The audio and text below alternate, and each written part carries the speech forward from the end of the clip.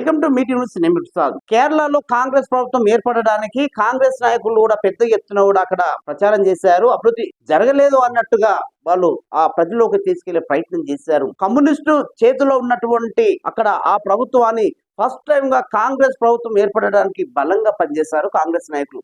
తెలంగాణ రాష్ట్ర ముఖ్యమంత్రి యనమల రేవంత్ రెడ్డి గారు కేరళ ప్రచారంలో కూడా తెలంగాణలో జరుగుతున్న అంశాల మీద, తెలంగాణలో తీసుకుంటున్న అభివృద్ధి కార్యక్రమాల్లో కేరళలో చెప్పే ప్రయత్నం చేశారు. కేరళ ప్రజలు కూడా ఆ విషయాలన్నీ స్వీకరించి మొదటిసారిగా కాంగ్రెస్ ప్రభుత్వాన్ని ఏర్పాటు చేయడానికి చాలా పెద్ద ఎత్తున కృషి చేశారు కేరళ వాళ్ళు.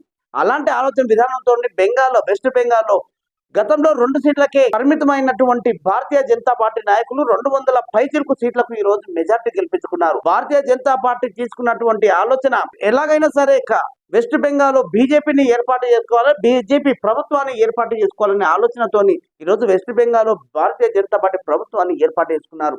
అదే ఆలోచన విధానంతో అమిత్ షా లాంటి నాయకులు కూడా నెక్స్ట్ మా టార్గెట్, మా ఆలోచన విధానం తెలంగాణ మీద ఫోకస్ పెట్టాలి. తెలంగాణలో కూడా భారతీయ జనతా పార్టీ ప్రభుత్వాన్ని ఏర్పాటు చేసుకోవాలి. భారతీయ జనతా పార్టీ కార్యకర్తల్లో సంతోషాన్ని నింపాలి. నిజంగా భారతీయ జనతా పార్టీని తెలంగాణ మీద ఎందుకు అలాంటి టార్గెట్ చేస్తా ఉన్నారు? ఇప్పటి వరకు కూడా తెలంగాణలో ప్రభుత్వం ఎప్పుడు కూడా ఏర్పడలేదు.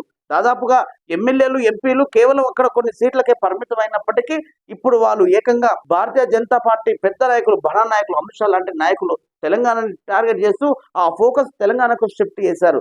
నిజంగా కాంగ్రెస్ ప్రభుత్వం ఏర్పడినటువంటి నాయకులు కూడా మరి నెక్స్ట్ తెలంగాణలో కాంగ్రెస్ ప్రభుత్వం ఏర్పడుతుందని కాంగ్రెస్ నాయకులు చెప్తా ఉన్నారు. వెస్ట్ బెంగాల్లో బీజేపీ ప్రభుత్వం ఏర్పడినటువంటి ఆ నాయకులు కూడా నెక్స్ట్ మా టార్గెట్ తెలంగాణ మీద ఫోకస్ చేస్తున్నాం అన్నట్టుగా వీళ్ళు చెప్పుకుంటూ వస్తున్నారు.